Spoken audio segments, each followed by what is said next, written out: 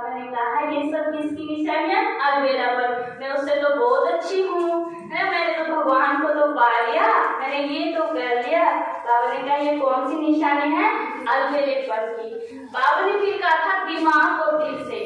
तो बाबा ने कहा जो दिमाग से सुनाते हैं वो दिमाग तक ही पहुंचता है, और जो दिल से सुनाते हैं वो दिल को टच करता है। तो बाबा ने कौन से बच्चे पसंद है? दिल वाले। तो बाबा ने कहा दिल से बाबा को याद करेंगे तो बाबा हाजिर है। ऐसे हमें हर एक आत्माओं से दिल की दुआएं देनी है, दिल की खुशी खिलानी है। जैसे कहते ना कि अगर कोई बुजुर्ग जा रहा है या कोई परेशान है, अगर हम उसकी थोड़ी हेल्प कर देते हैं तो हमें वो कितनी दुआएं देता है। और बाबा ने कहा दुआएं कौन से बच्चे रहते हैं? दिल वाले बच्चे। जो दिल से दुआएं निकलते हैं उसको प्राप्ति होती रहती है, और जो दिल की दुआएं बाप की दुआएं नहीं देता उनको प्राप्ति नहीं होती।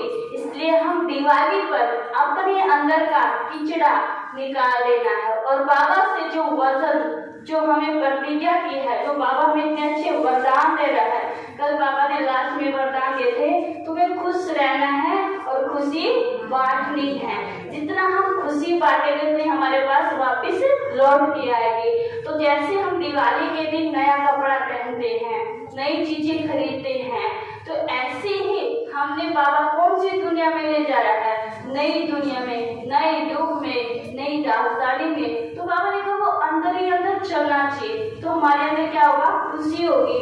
मंथन, बाबा ने कहा मक्खन निकालना है, तो मक्खन निकालेंगे तो कुछ मिलेगा ना। अगर लस्सी को ऐसे छाले जाओगे तो कुछ निकलेगा। इसलिए अंदर हमें कौन से विचारों का मक्खन चलाना? शुद्ध विचारों का, पवित्र विचारों का। तो परमात्मा का सुबह उठते तो शुक्रिया करना। दिवाली पर हर एक को बहुत प्यार से बोलना, बहुत प्यार भूख की बोल की मिठाई हमने सबको खिला दिया। बाबा ने खास कहा कि तुमने बहुत मीठा बना। बाबा क्या का सागर है? प्यार का सागर है, आनंद का सागर है। तो हमें भी क्या बनना है? प्यार का सागर बनना है। बाबा को बहुत बहुत मीठा। और तुम किसके बच्चे हो? बहुत रोयल बाप के बच्चे हो ना साहब। हम किसके बच्चे हैं? रोयल, जो भगवान को ढूंढते हैं। और बाबा ने आज खास क्या कहा? फिर कितनी गलानी की है।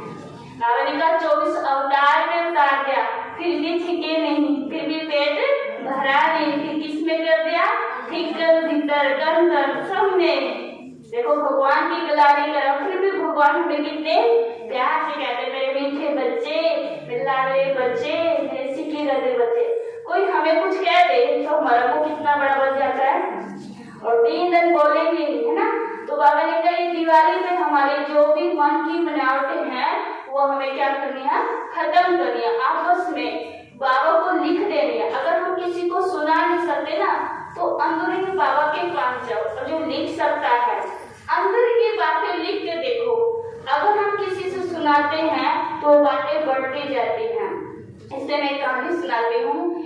एक बार एक लेडीज की आदत, सबकी लेडीज की आदत तो होती है कि काम करते और आपस में तेरी मेरी चालू कर देते हैं। तो ऐसे ही क्या हुआ, एक भाई ड्यूटी से जाता था, क्योंकि भाई को ना विश्वास हो गया कि ये घर की बातें बाहर दे रही है। तो वो पूछता आप घर की बातें कहीं और तो नहीं करते? कहती ना ना कभी नहीं। कहता अच्छा। तो उन्होंने कहा ठीक है मैं आपकी परीक्षा लेता हूँ। तो जैसे तरबूज का सीजन होता है तो भाई ड्यूटी से आया और तरबूज कटवा के व्हाइट पन्ने में डाला। तो जैसे ही घर आया तो कहते क्या लाया? तो कहता है आज से एक बच्चे की गर्दन काट लाया। कहता है और ये बात किसी को बतानी नहीं, अगर बता दी तो मैं जेल हो जाऊंगी। तो उन्होंने कहा अच्छा ना बताओगे पक्का, किसी को नहीं बताओ। तो वो बात जो होती है अंदर चुभती रहती है। अगर हम इतने किसी को नहीं बताएंगे, इतना हम हल्के नहीं होंगे, पेट में चुभती रहेगी, कुछ न कुछ होता रहता है। तो ऐसे जब उसने क्या किया, भैया का अगला दिन हुआ तो ड्यूटी चला गया। रोज का टाइम होता था, दो बहनें आती थी आपस में चलती थी। उसको बात अंदर चुभ रही, बताऊं या ना बताऊं, बताऊं या ना बताऊं। तो उसके अंदर से निकल गई। तो कहती मैं आपको ना एक बात बताऊं और आप किसी को नहीं बताना। क्या क्या उसने?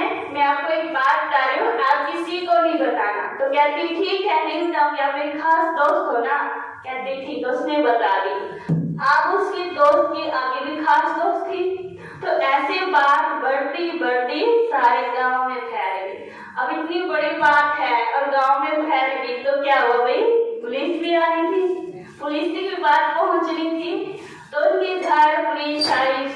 गांव वाले इकट्ठे हो रहे हैं, तो भाई जी आए कि आज क्या हो रहा है हमारे घर पे। तो कहते आपको पकड़ने के लिए आए। कहता क्यों, मैंने क्या किया? कहता आपने किया क्या? आपने एक बच्चे की गर्दन के काट के लाया हो। कहता देखा, लेडीज की आदत है अपने घर वालों को भी डुबा सकती है घर वाला। तो इसलिए परमात्मा कहता है कि किसी से बातें ना करो, मेरे से करो। भगवान में समाने की शक्ति है जो हमें नहीं है। उस परमात्मा से वो शक्तियां लेनी है और अपने अंदर समाने। अगर नहीं समा सकते तो भगवान से लेटर से या वैसे ही सुना के हल्के हो जाओ, तो परमात्मा के अंदर सागर हो, अपने अंदर सब कुछ समा लेता है। वैसे ज्ञान तो बहुत है, कितना भी विस्तार कर लो, लेकिन इन्हीं छोटे से ज्ञान रत्नों से आपको ओम शांति और आपको दिवाली की ढेर सारी मुबारक है। बहुत बहुत धन्यवाद आदरणीय सुषमा बहन का, जिन्होंने हमें ज्ञान रत्नों के साथ साथ बाबा की आज के महावाक्य भी हम सभी को रिवाइज कराए।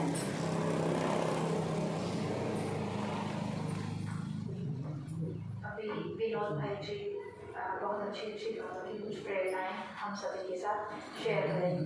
ओम शांति।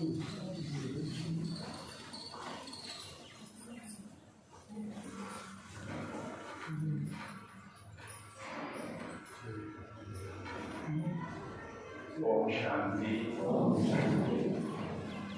सभी मिलके बोलेंगे और प्यार से बोलेंगे ओम शांति। सब धर्म में टिक के ना अपने मस्तक के बीच में ना आत्मा देखते हुए बोलो ओम शांति। बाबा ने हमें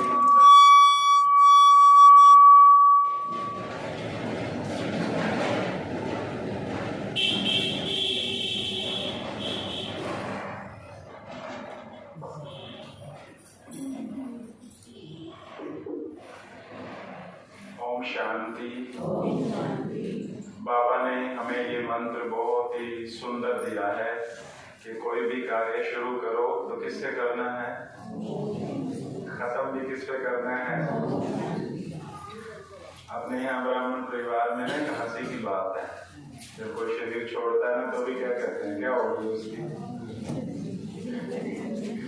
शांति होगी, कह देते हैं ना। ओम शांति से ही शुरू होता है और ओम शांति से ही क्या होता है। आपने देखा होगा जब हम ज्ञान में आते हैं, सबसे पहला पाठ बाबा हमें क्या सुनाते हैं, आप अपने को क्या समझो, आत्मा। फिर अंतिम पाठ भी कौन सा है, आत्मा। क्योंकि जब शरीर छूटता है तो भी क्या समझना होता है कि मैं आत्मा इस शरीर से निकली और बाबा के पास जा रही। जिसका आत्मा का पाठ पक्का रहता है, शुरू में भी वो सुखी रहता है, सारे संगम युग का भी आनंद लेता है और अंत समय भी उसकी कैसी रहती है, बहुत अच्छी रहती है। तो इसलिए यही एक पाठ है जो बहुत ही भक्ति मार्ग में इसके लिए बहुत ज्यादा जो है ना प्रयास किया जाता है, बहुत ज्यादा प्रयास किया जाता है। कि बताते हैं ना कि जो स्वामी दयानंद जी जब किसी के पास गए तो उसने पूछा कि आप कौन हो, तो उसने कहा इसी चीज का उत्तर पाने के लिए तो मैं आपके पास आया कि मैं कौन हूँ। इतनी बड़ी पहेली है संसार में, ये बहुत बड़ी पहेली है। और लेकिन बाबा ने हमें खेल खेल में ही बता दिया कि हम कौन है, कहाँ रहती है आत्मा। जानते तो हम सारे हैं ना, क्या अपने आप को आप आत्मा मान के चलते हो, जानते तो हैं आत्मा है, स्वरूप है, मस्तक के बीच में रहती है, जानते हैं ना सभी। अब जानना तो बहुत अच्छी बात है, अब जानने के बाद क्या होता है, मानना। मानते भी हैं कि हम आत्मा है, मानते हैं ना। क्या मान के सारा दिन सुबह से लेके रात तक क्या हम मान के चलते हैं, ये याद रहता है कि मैं आत्मा हूँ। अभी आप बैठे हो, आपको याद है, किसी बीच में याद करते हो कि मैं आत्मा कानों से सुन रही हूँ, ये भाई या दीदी मुख से बोल रही है, ये भी आत्मा, मैं भी आत्मा, सब आत्माएं। याद रहता है, नहीं रहता ना। इसीलिए जो है ना हमारे संस्कार नहीं बदलते, क्योंकि क्योंकि आत्मा के अंदर ही मन है, आत्मा के अंदर ही बुद्धि है और आत्मा के अंदर ही क्या है? संस्कार। और बाबा ने हमें संगम युग पे सारी मौज दी है। एक ही छोटी सी मेहनत देता है कि अपने पुराने संस्कारों को क्या करना है? बदलना है और श्रीमद् परमान जो संस्कार है वो धारण करने हैं। लेकिन हमें उसमें बहुत मेहनत लगती है, बहुत बार मुश्किल लगता है। तो उस मेहनत का, मुश्किल का जो कारण है वो यही है कि हम अपने आप को आत्मा समझ के नहीं चलते। क्योंकि बाबा ने कई बार कहा है, और दादी गुलजार जी जिनमें बाबा आते थे तो वो भी अक्सर ये कहते थे कि अपने को जब हम आत्मा समझते हैं तो शिव बाबा याद आएगा या नहीं आएगा? जरूर आएगा। नहीं, जरूर आएगा। क्यों? क्योंकि आत्मा किसकी संतान है? परमात्मा की संतान है, जिसे हम प्यार से क्या बोलते हैं? शिव बाबा। तो इसलिए सारी जो मेहनत है वो अपने आप को क्या समझने की है? आत्मा। ठीक है, चलो अभी हम 2 मिनट जो है ना सभी मिलके, मैं कुछ एक कमेंट्री करता हूँ, हम सब जो है ना अपने आप को आत्मा निश्चय कर रहे हैं। ठीक है, बिल्कुल रिलैक्स मोड में जो है ना आप बिल्कुल आराम से बैठे, सब तरफ से अपनी बुद्धि को समेट के आंखें खोल के बैठो, बिल्कुल आंखें खोल के, आंखें कोई भी बंद नहीं करेगा। सब तरफ से अपनी बुद्धि को समेट के मस्तक के बीच में एकाग्र करो और ये अनुभव करो कि मेरे मस्तक के बीच में एक अति सूक्ष्म चमकता हुआ सितारा विराजमान है।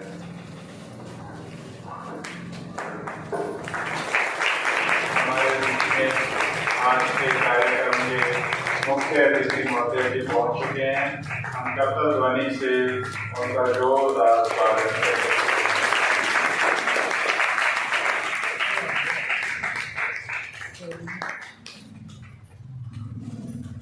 अभी किरण दीदी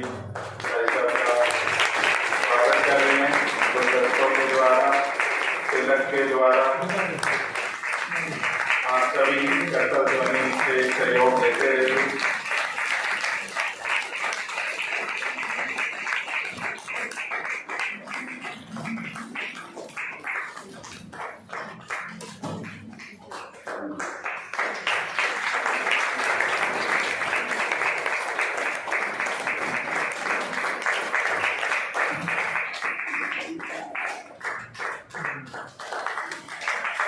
आदरणीय रंजन दीदी जी का स्वागत हो रहा है।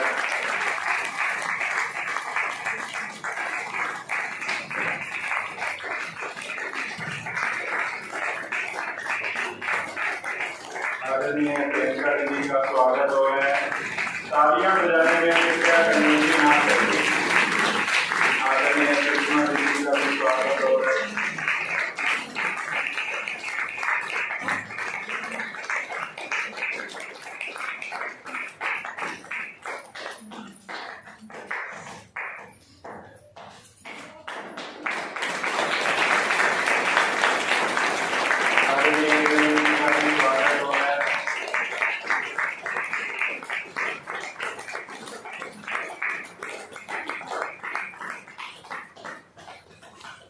अभी हम थोड़ी बात कर रहे थे, किस चीज की कर रहे थे?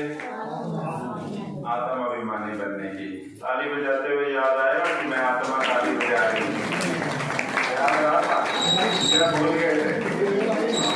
भूल जाता है। ये याद रहेगा ना, देखना सारा दिन खुशी रहेगी। ठीक है, तो अभी हम 2 मिनट जो है ना मेडिटेशन में बैठते हैं और ये अभ्यास करते हैं, फिर आगे का कार्यक्रम शुरू करते हैं। सभी कृपया सतर्क होकर बैठेंगे और ये अनुभव करो कि हम सबके मस्तक के बीच में एक छोटा सा सितारा चमक रहा है। प्रकाशवान सितारा है। ये सितारा मैं आत्मा हूँ।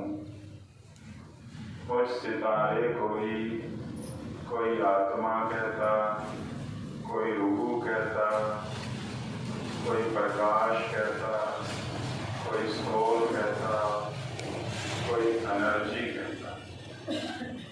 अपने मस्तक के बीच में ऐसे ही सफेद रंग का सितारा चमकता देखो, जैसे आकाश में सितारे चमकते। मुझ आत्मा से दिव्य प्रकाश निकल के सारे शरीर में फैल रहा है। बहुत ही दिव्य प्रकाश मुझ आत्मा से निकल सारे शरीर के अंगों में, पांव के अंगूठे तक जा रहा है। मैं आत्मा इस शरीर को चलाने वाली हूँ। मैं आत्मा इन आँखों से देख रही हूँ। मैं आत्मा कानों से सुन रही हूँ। मैं एक महान आत्मा हूँ। मैं आत्मा परम पिता परमात्मा की संतान हूँ।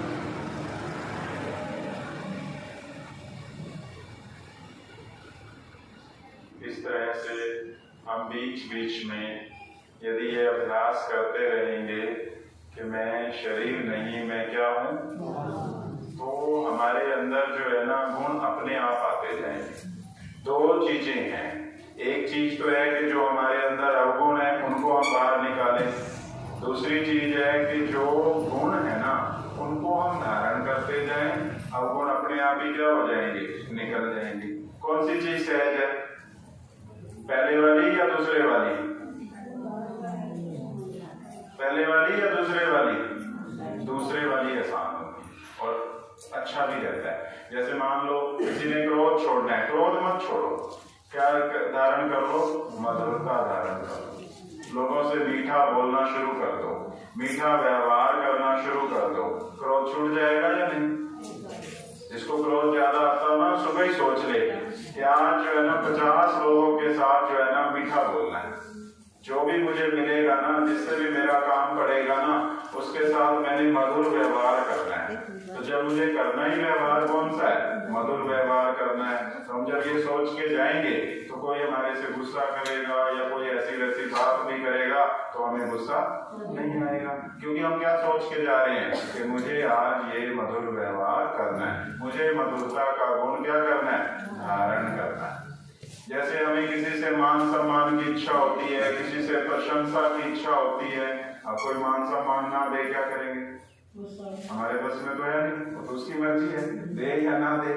तो इसलिए हमें क्या करना है, हमें दूसरों को मान सम्मान देना है। जब हम दूसरों को मान सम्मान देंगे तो दूसरे स्वतः ही देते हैं ना। तो इसलिए जो है ना आप जो है ना लेने की इच्छा नहीं करो, क्या करो, देने की इच्छा करो। इसलिए जितना हम लोगों को, दूसरों को मान सम्मान देते जाएंगे तो स्वतः ही हमें मिलेगा। इसलिए हमें ये पुरुषार्थ करना है कि अपने अंदर दैवी गुणों को, मानवीय गुणों को क्या करना है, धारण करना है। हमारे हम जहाँ बैठे हैं इसका नाम है प्रजापिता ब्रह्म कुमारी ईश्वरीय विश्वविद्यालय। अब ये है विश्वविद्यालय। विश्वविद्यालय में क्या होता है, पढ़ाई होती है। विश्वविद्यालय में क्या होता है, पढ़ाई होती है ना। पढ़ाई कैसे होती है, पढ़ाई कैसे होती है, बच्चे पढ़ते हैं ना, आज ये वाला लेसन पढ़ना है, कल ये वाला लेसन पढ़ना है, परसों ये वाला लेसन पढ़ना है। अब यहाँ पे किस चीज की पढ़ाई पढ़ाई जाती है, अपने अंदर अच्छे गुणों की धारणा करनी है ताकि हमारे से बुराइयां क्या हो जाएंगी, दूर हो जाएंगी। आज हर व्यक्ति को पता है, कोई मान लो स्मोकिंग करता है, कोई ड्रिंकिंग करता है, उसे पता होता है कि ये मेरे लिए ठीक नहीं है, फिर भी वो क्या करता है, कहता है ये छूटती ऐसे कह देता है, और या कहीं छोड़ना नहीं चाहते। तो अब उसमें क्या करना है, हम उन्हें कहते हैं कि आपको छोड़ने की जरूरत नहीं है, आप सिर्फ ये संकल्प करो, उसके बारे में सोचो। जो आप गलत चीज का मान लो आप सेवन कर रहे हैं तो उसके बारे में आप विचार करो कि भाई ये मैं, इससे मेरे को फायदा हो रहा है या इससे मेरे को घाटा हो रहा है। हम क्या करते हैं, दूसरों से तो बहुत बातचीत करते हैं, अपने फोन से भी दूर दूर तक बात करते हैं।